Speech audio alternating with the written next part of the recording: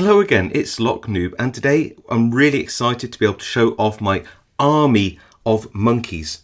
That's right, so many of you liked the original Monkey Paw design from Sparrows. Because you're a monkey lover. Which I helped create.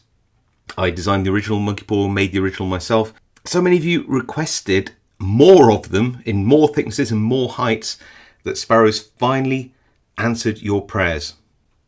So for those of you who don't know, what is the Monkey Paw? Well, at first glance it might look like another notched pick.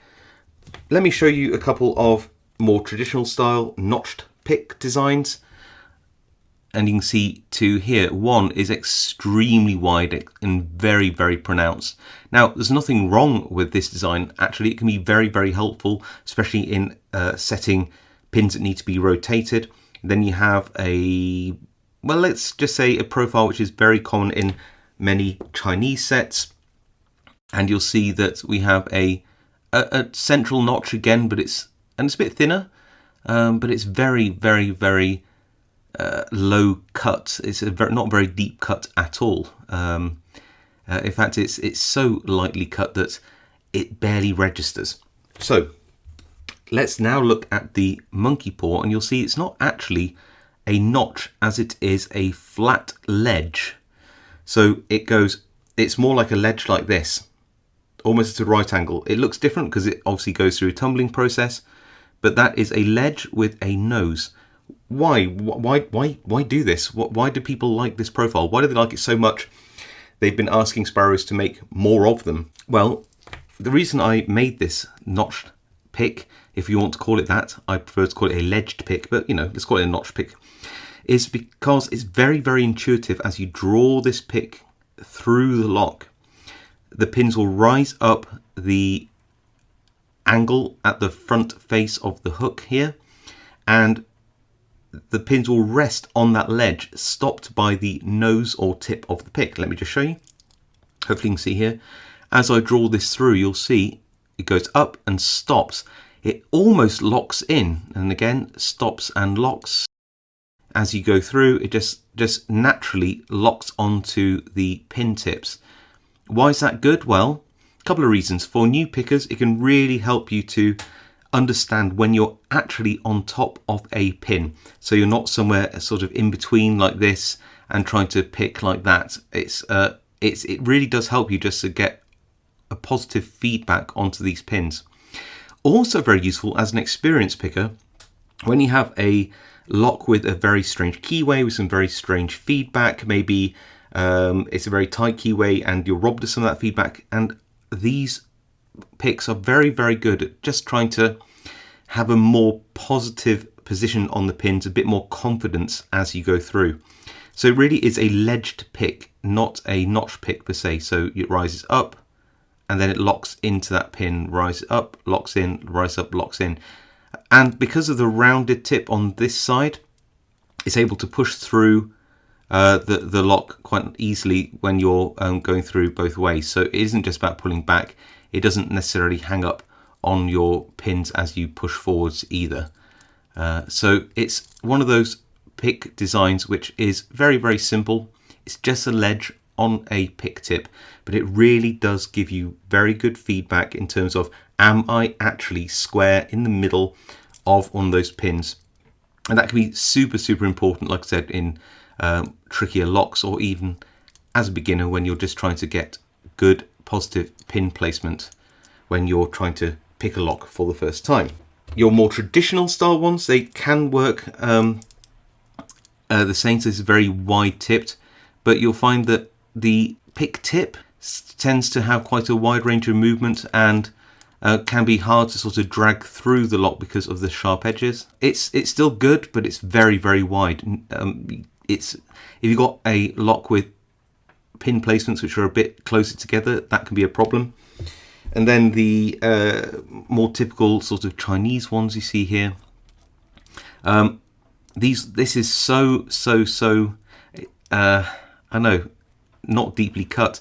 Very hard to actually tell whether you're in that notch or not. Some are better than others. Like I said, there's nothing wrong with the more traditional designs at all. They just work for a different purpose.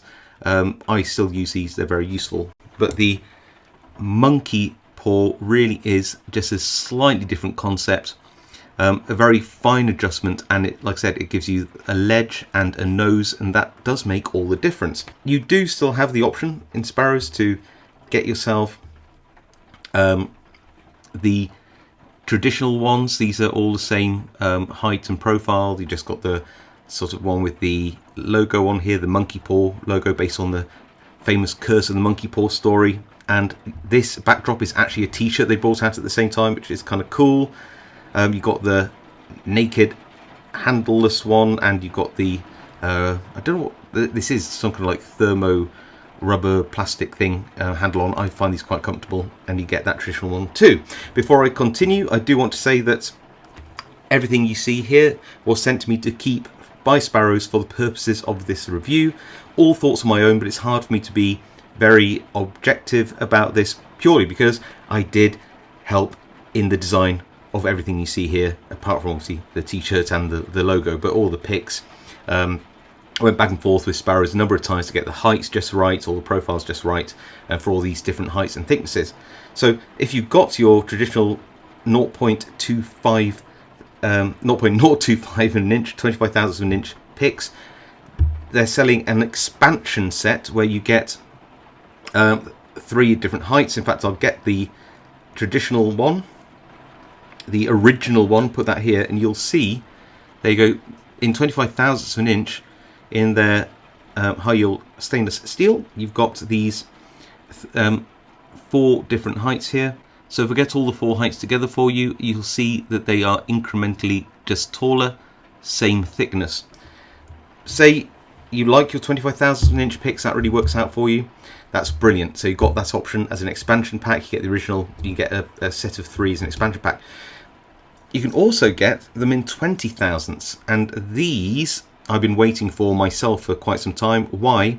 Well, those American style keyways, like the American locks, and other such brands, those keyways are just a tiny bit tight for the 25 thousandths of an inch. So these are in 20 thousandths of an inch, same range of heights again, and that's good because I like to pick off the bottom of the keyway and go full way to the top. So I actually find that the deeper ones are really good at that, and I'll demonstrate that in a minute with the ones in 20 thousandths. So these are a bit more flexible.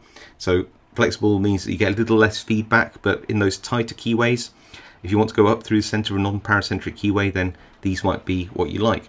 But if that is still too thick for you, then yes, you can get the really flexible 15 thousandths of an inch ones as well. So these are really thin, 15 thousandths of an inch, for those ultra tight European style keyways.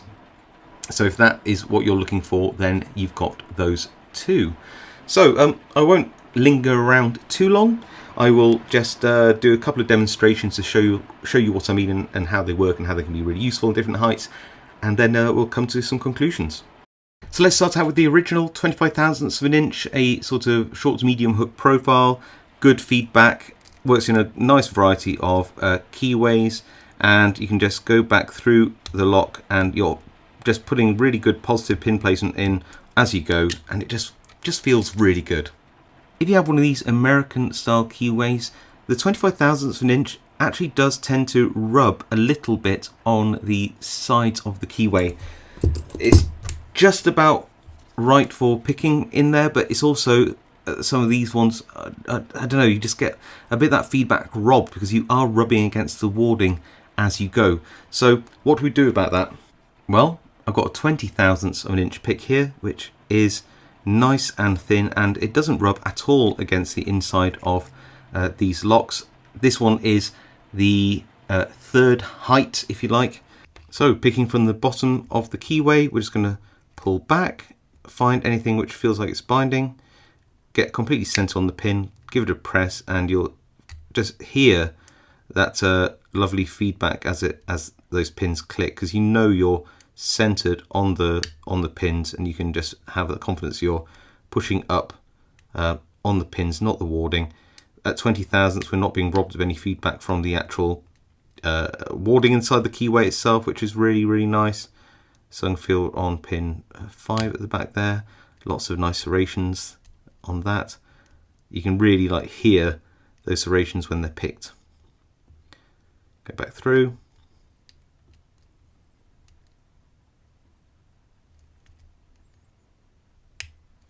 Click at the back, that's pin 5, and we are open.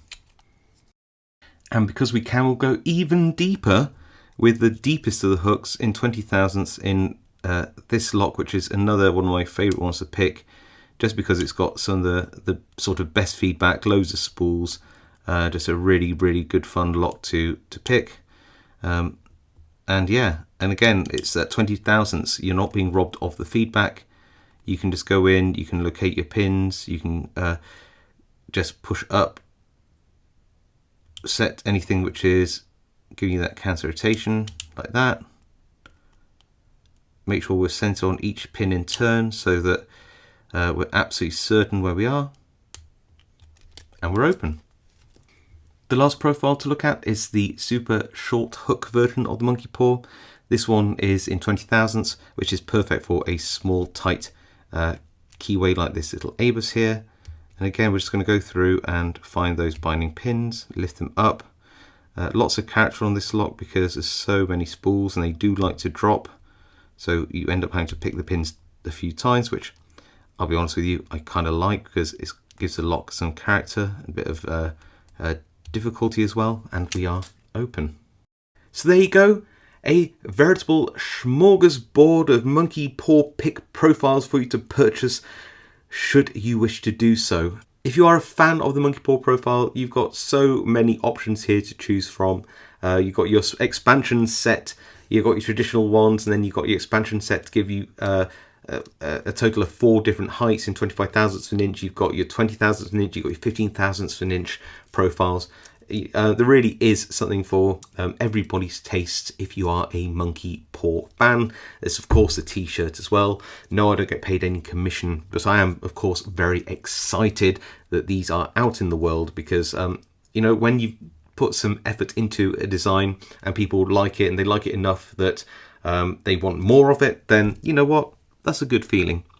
Yeah, well, I hope you enjoyed this little run through, this little video. Do let me know in the comments if you're a monkey fan or you're a monkey hater. It's always good to hear both sides of the story.